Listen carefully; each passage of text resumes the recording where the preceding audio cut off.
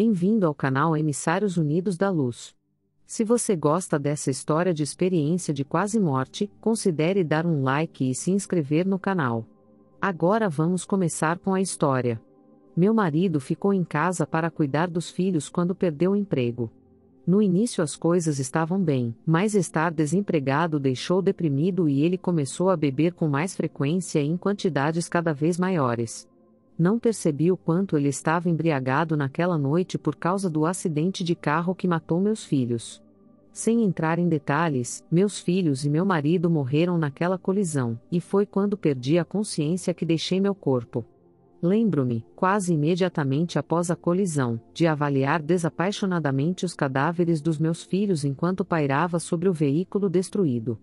Comecei então a sentir uma leve sensação de puxão na região do umbigo e, quando olhei para baixo, vi o que parecia ser um fino cordão preso a ele. À medida que a sensação de puxão ficava cada vez mais forte, percebi que estava viajando por um túnel totalmente desprovido de luz. Não sei dizer quanto tempo percorri aquele túnel negro nem quando notei ao longe o ponto de luz que me atraía para ele.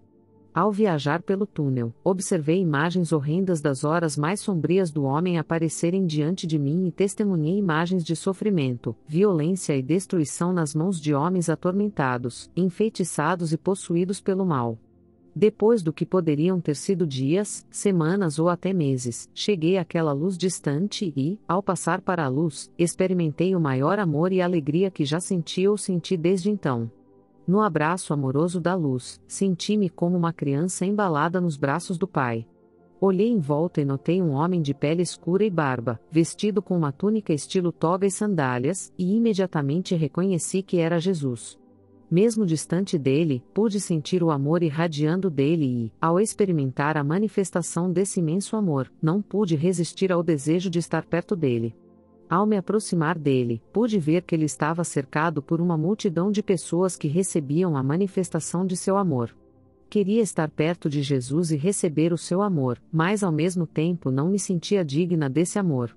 Quando comecei a me afastar de sua presença, pude ouvir a voz de Jesus em minha mente quando ele perguntou: "Minha filha, aonde você vai?" "Senhor, não sou digno de sua presença", respondi. "Minha filha, todos que acreditam em mim são dignos de estar na minha presença", afirmou. Virei-me para ele para olhar seu rosto e, ao fazê-lo, vi que ele estava parado bem ao meu lado.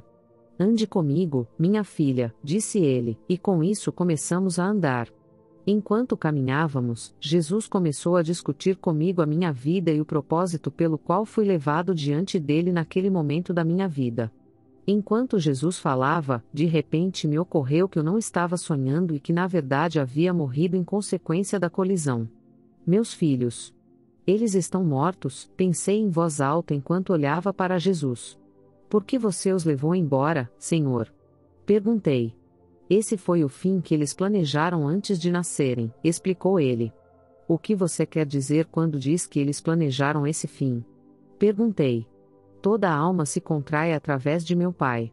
A vida na Terra é apenas uma experiência do Espírito. O destino do Espírito é finalmente se reunir com meu Pai, depois de ter aprendido e evoluído com a experiência da vida", respondeu ele. "Mas como pode ser isso, Senhor? Se toda alma é contraída através do Pai, isso implica que almas com destinos malignos também são contraídas através do Pai", afirmei em meu espanto e frustração. "Minha filha, essa é uma pergunta que muitos têm feito.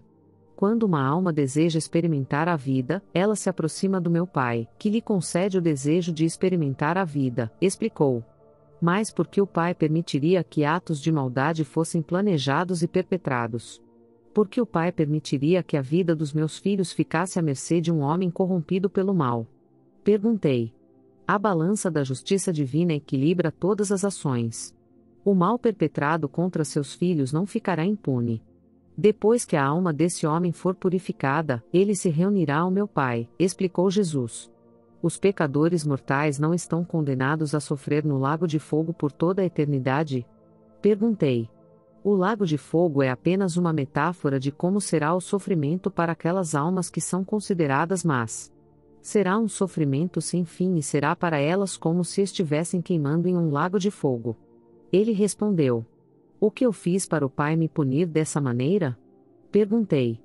Você não está sendo punida, minha filha, embora a dor que você está sentindo como consequência de sua perda possa parecer que você está sendo punida. As almas que eram seus filhos estavam prontas para voltar para casa, respondeu ele. Ainda não entendo como isso funciona, lamentei em minha dor e frustração. Minha filha, nenhuma explicação satisfará alguém que está de luto e que está lutando com sua perda, mas garanto-lhe que um dia você entenderá, Jesus respondeu pacientemente. Então, o que será de mim? Perguntei. Não é a sua hora de se juntar ao meu Pai no céu. Você deve retornar à sua vida e contar aos outros sobre a vida que está por vir, respondeu ele. Perdi tudo e não quero voltar. As duas pessoas que deram sentido à minha vida foram tiradas de mim, e o responsável por suas mortes, ao que parece, não sofrerá um castigo eterno. Sinto como se fosse eu quem estivesse sendo punido ao me dizerem que tenho que voltar para a terra, reclamei. Minha filha, assim como as almas de seus entes queridos, você também assinou um contrato com meu pai. Sua missão na terra ainda não está completa, respondeu ele. Não quero voltar sem meus filhos, protestei. Foi então que Jesus olhou para mim e me abraçou. Minha filha, você deve voltar. Não se preocupe, vou lhe mostrar o que o espera quando você voltar, sussurrou. Foi quando Jesus tocou minha testa que comecei a receber imagens do futuro da terra e do futuro da minha vida na terra. Um homem que se tornaria meu marido, e vi os filhos que teríamos juntos. Foi-me mostrado que em 2024, o sistema bancário mundial, à beira do colapso, substituirá as moedas baseadas em papel por criptomoedas. Foi-me mostrado que essas moedas baseadas em tecnologia permitirão um maior controle centralizado, à medida que as transações são rastreadas e as poupanças de uma pessoa são retidas ou cortadas para o que é considerado aquisição ilegal de fundos. Vi que os Estados Unidos implementarão um sistema de crédito social onde as pessoas são classificadas com base na educação, antecedentes criminais, filiação política e outras coisas. Tudo muda, porém, em 2028, quando Donald Trump é eleito presidente para um segundo mandato, acaba com o sistema bancário mundial e traz de volta o papel moeda baseada para os cidadãos dos Estados Unidos. Em 2061, os Estados Unidos, incapazes de conciliar as diferenças internas, decidirão dividir-se em dois, e o cisma separará os estados do norte dos estados do sul. No entanto, nenhuma guerra civil será travada para dar origem ou como resultado da divisão. De 2028 a 2063, haverá relativa estabilidade no mundo, com as guerras e a fome sendo apenas uma memória. Os Estados Unidos serão invadidos pela China em 2063, forçando a nação dividida a juntar-se ao Canadá e ao México para sobreviver à invasão, e uma guerra será travada durante 7 anos. No final da guerra com a China, os recém-formados Estados Unidos da América do Norte e o resto do mundo assinarão um acordo segundo o qual não serão travadas mais guerras e que o acordo de paz será mantido pelo menos até 2075. Quando a última depois de todas essas imagens passarem pela minha mente, senti novamente a sensação de puxão no umbigo e soube naquele momento que estava sendo atraído pela minha existência terrena. À medida que a sensação aumentava de intensidade, mais uma vez me vi viajando por um túnel preto, até ficar novamente pairando sobre meu corpo. Comecei a reentrar em meu corpo pelo topo da cabeça enquanto os paramédicos no local do acidente tentavam me reanimar, até que mais uma vez me fundi com ele.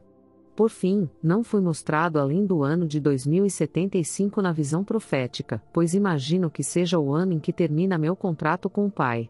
A maioria das pessoas que ouvem a minha história pensarão que sou louco, eu sei, mas acho que só o tempo dirá se as profecias são autênticas ou não.